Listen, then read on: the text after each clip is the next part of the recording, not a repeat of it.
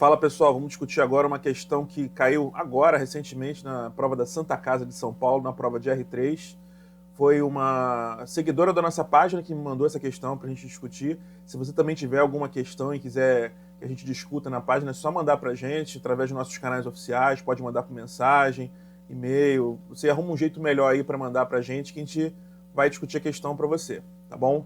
Então, uma questão que foi considerada bem difícil, até porque as opções geram muita interpretação, uma questão que eu considero bem difícil. Mas a gente vai aproveitar essa questão justamente para discutir um tema que é bastante comum, que é o desmame de dobutamina. Um paciente que precisa da dobutamina no âmbito da terapia intensiva, como é que a gente faz o desmame? Qual é o passo a passo do desmame de dobutamina? Vamos lá. É um homem de 63 anos de idade que está internado num serviço de emergência com diagnóstico de choque cardiogênico. Após receber dobutamina 15 microgramas quilo por minuto, ele evoluiu com melhora clínica e laboratorial, optando-se pelo início de desmame inotrópico. Apresenta os seguintes sinais vitais: pressão arterial de 95 por 65, frequência cardíaca de 88, uma frequência respiratória de 21, saturação de oxigênio de 96, com cateter de oxigênio 1 litro por minuto. Então, com base nessa situação hipotética, assinale a alternativa correta. Então, antes de ler, vamos discutir basicamente como é que fazemos o desmame de dobutamina. A dobutamina é o inotrópico agonista beta-1. Então, a principal função dela é justamente nos receptores beta, o que vai carregar para ela um efeito inotrópico e cronotrópico. Melhora a contratilidade e aumenta a frequência cardíaca. São esses dois principais efeitos da dobutamina. Só que essa medicação também tem um efeito alfa-1 agonista e também um efeito beta-2 agonista. E esses dois efeitos, quando somados, vão dar um efeito vasodilatador. Se você for comparar todos os inotrópicos, a dobutamina que tem um menor efeito vasodilatador. Não é à toa que é a droga que é mais utilizada no paciente com choque cardiogênico. Beleza? A dose da dobutamina preconizada é de 5 a 20 microgramas. E os principais efeitos colaterais da dobutamina são taquicardia, hipocalemia. É importante você, num paciente que faz uso prolongado de dobutamina, você seguir monitorizando o potássio desse seu paciente e o aumento do consumo miocárdico. Isso é importante nos pacientes que têm isquemia miocárdica. Tá bom? Primeiro passo do desmame de dobutamina. É fundamental você monitorar o quê? A perfusão. O paciente tem que estar bem perfundido. A dobutamina foi iniciada por seu paciente visando resolver o choque. O choque nada mais é do que uma redução da perfusão tecidual. Então você começou a dobutamina, já que a causa desse choque era o coração, era um baixo débito cardíaco. Você começa a dobutamina para melhorar o débito cardíaco e melhorar a perfusão dos órgãos. Então você precisa monitorar a perfusão. Os órgãos estão bem perfundidos? Então, como é que eu faço para monitorar a perfusão? Existe um passo a passo mínimo de monitorização de perfusão. Claro que se você tiver à disposição um dispositivo de monitorização não invasiva, como o Vigileu, onde você precisa basicamente de uma linha arterial, uma pressão arterial invasiva, você vai ter algumas informações como o débito cardíaco e também a saturação venosa central de O2, que você, nesse caso, precisa de um cateter venoso profundo, específico dessa marca, justamente para fazer a monitorização contínua da saturação venosa central de O2. Então, é uma maneira excelente de você monitorar a perfusão do seu paciente. Pode ser uma coisa mais avançada. O Pico também utiliza uma tecnologia um pouquinho diferente do Vigileu, mas também é uma outra forma minimamente invasiva de você monitorar a perfusão. Temos também, recentemente, o EV1000, que também ele dá algumas informações, além do débito cardíaco, dá informações a respeito de a quantidade de água pulmonar, então ele dá informações a respeito também de congestão pulmonar, então ele traz mais informações do que os outros. Sem esquecer o tradicional cateter de Swan-Ganz. Muita gente acha que ele está morto, mas na verdade ele não está, porque é um dispositivo excelente na monitorização invasiva. É o padrão ouro de monitorização do índice cardíaco e dos parâmetros hemodinâmicos de um paciente em choque. Sempre que possível, é legal colocar um Swan-Ganz justamente para ter essas informações. O Swan-Ganz ele perdeu um pouquinho de espaço justamente porque surgiram outros dispositivos que são menos invasivos do que ele. E também com a evolução da medicina, muita gente, como o Swan-Ganz ele foi sendo utilizado cada vez menos, as pessoas não aprenderam como utiliza de maneira adequada o Swan-Ganz. Então, como a pessoa não sabe usar, a pessoa se afasta um pouquinho dessa tecnologia. Não quer dizer que é uma tecnologia ruim, uma tecnologia excelente, mas você tem que saber utilizar. Só que nem sempre a gente vai ter isso à nossa disposição. Então, o mínimo que a gente tem que ter, uma linha arterial. Beleza? Tem que ter uma linha arterial para monitorização da pressão invasiva. E é ideal também que o paciente tenha um acesso venoso profundo também, o paciente está chocado, né? Então é importante ter acesso venoso profundo. E alguns dispositivos que eu vou utilizar de beira-leito. Primeira coisa, nível de consciência. Um paciente bem perfundido ele tem uma boa perfusão cerebral. Boa perfusão cerebral, bom nível de consciência. O paciente está sonolento, chumbado, isso é um sinal de má perfusão cerebral. Outra coisa, o paciente que reclama de sede.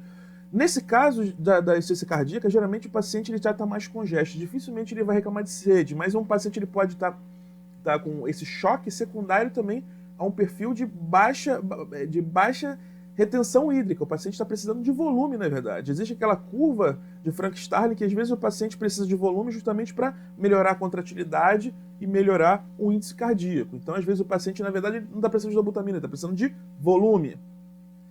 Débito urinário fundamental. O paciente com uso em choque, situações de choque, tem que ter monitorização do débito urinário horário.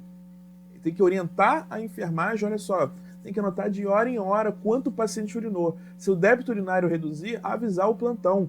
Então é obrigatório ter uma monitorização horária do débito urinário. É um excelente marcador de perfusão. Perfusão, nesse caso, perfusão renal. Outra coisa, a questão de monitorização de pulsos. Quando o pulso está muito reduzido, é um sinal de baixa perfusão. Pulsos filiformes. O pulso pedioso é um excelente marcador de débito cardíaco. Quando o pulso pedioso ele está normal, você garante que o débito cardíaco está pelo menos normal. Então, um excelente marcador de beira-leito para você monitorizar perfusão e débito cardíaco. Outra coisa é sudorese, o paciente que tem extremidades frias. Extremidades frias também é um sinal de má perfusão. Então, se o paciente tiver com extremidade fria, opa, tem uma coisa errada, tem que otimizar a dose do meu inotrópico. Sudorese, como já tinha falado também, e os exames laboratoriais. E nesse caso eu vou chamar atenção para dois exames em especial. Um deles é o lactato. O lactato ele é produzido quando o tecido ele está sofrendo, como não chega oxigênio na periferia, ele faz uma glicólise, né, anaeróbia. Então ele começa a produzir ácido lático. Produção de ácido lático quer dizer que o tecido está sofrendo. O lactato elevado é sinal de sofrimento tecidual. E outra coisa que eu posso utilizar é a saturação venosa central de oxigênio. Eu tenho que ter uma linha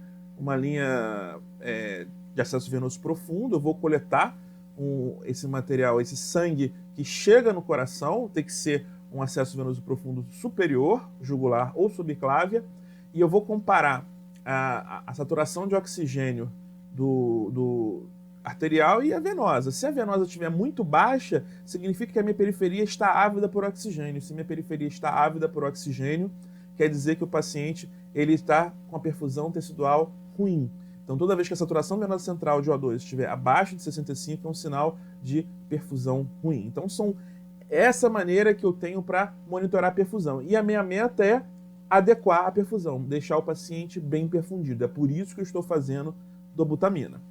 Segundo ponto é, aquela condição de base já está resolvida, por que o paciente precisou de dobutamina? Ele fez uma síndrome coronariana aguda, esse paciente já está revascularizado, esse paciente está com quadro de uma sepse, um quadro infeccioso, a infecção já está resolvida, o paciente já está numa curva de melhora do ponto de vista infeccioso, ou então o paciente fez uma sobrecarga hídrica de um jeito que o paciente está extremamente congesto, já está resolvida essa congestão sistêmica, então eu preciso saber se a condição de base ela está resolvida. Se a condição de base está resolvida, não é indicado você começar o desmame de dobutamina. Então é fundamental você resolver a condição de base.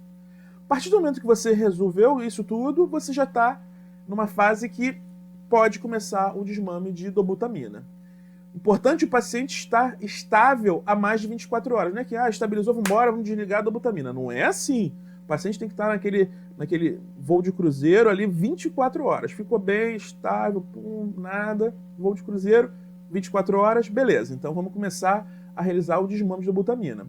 Primeiro passo, vamos otimizar os vasodilatadores endovenosos. Mas o paciente não estava chocado?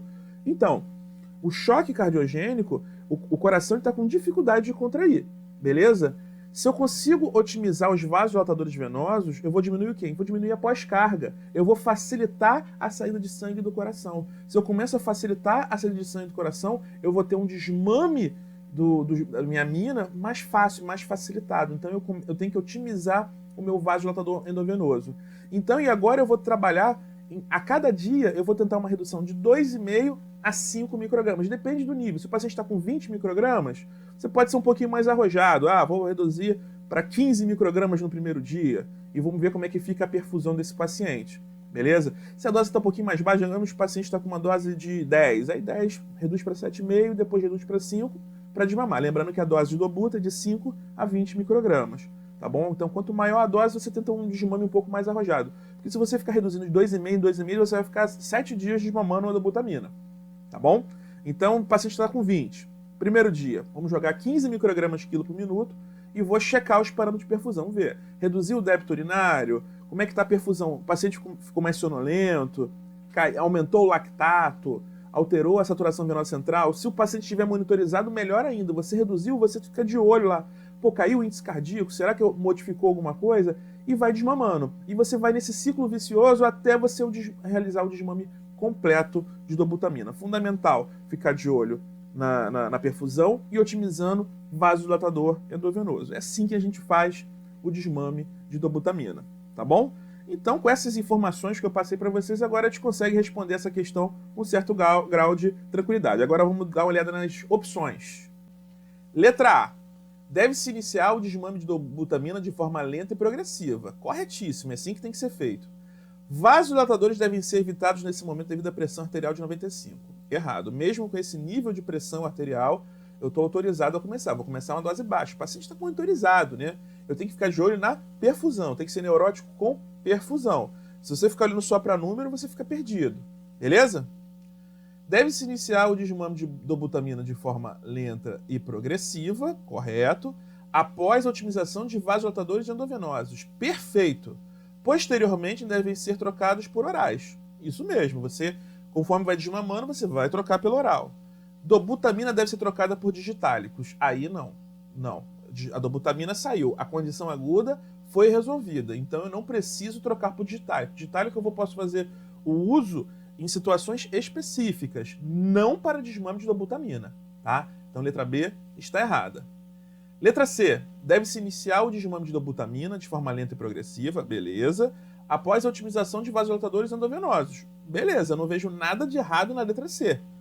Beleza, então vamos marcar aquele pontinho da alegria aqui, porque essa deve ser a resposta. É assim que se faz prova de concurso, galera. Nosso foco aqui é te ajudar a resolver a questão.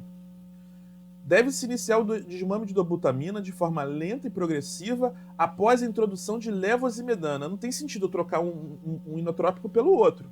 Existem até alguns trabalhos no passado que fizeram isso, né? Utilizaram a levosimedana para otimizar o desmame de dobutamina.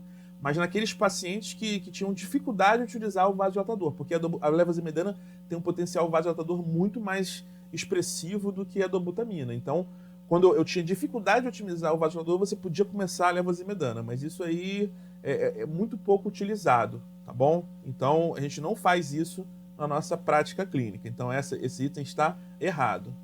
Deve-se iniciar desmame de dobutamina de forma lenta e progressiva. Se houver hipotensão, será necessário associar noradrenalina. Não é só hipotensão, né? Se tiver má perfusão, aí pode ser necessário otimizar a dose de dobutamina. Essa questão ficou meio esquisita. Claro que se tiver hipotensão sintomática com má perfusão, o paciente está com a pressão muito baixa, está com dose de dobutamina otimizada, eu provavelmente vou ter que associar noradrenalina. Mas essa questão, esse item, na minha visão, foi construído de maneira errônea. Mas não é assim que nós fazemos habitualmente, tá bom? Geralmente tenta otimizar primeiro, reduz o vasodilatador, otimiza a dose de dobutamina, noradrenalina só em último caso, tá bom? Porque o noradrenalina, o foco dela é muito mais aumentar o efeito vasoconstritor. Aqui eu estou querendo vasodilatação. Na insuficiência cardíaca, no choque cardiogênico, eu busco vasodilatação. Beleza? Então, a resposta oficial, que é a resposta do concurso mesmo, é a letra C. Beleza, pessoal? Era isso que eu queria conversar com vocês sobre desmame de dobutamina. Espero que tenham gostado dessa questão. Não deixe de comentar, se você estiver no YouTube, deixe o seu like, curte o canal também, marca aquele sininho, porque toda vez que tiver vídeo novo, você vai receber um aviso, você vai ser o primeiro a ver esse vídeo. Tá bom, pessoal? Grande abraço e até o próximo vídeo.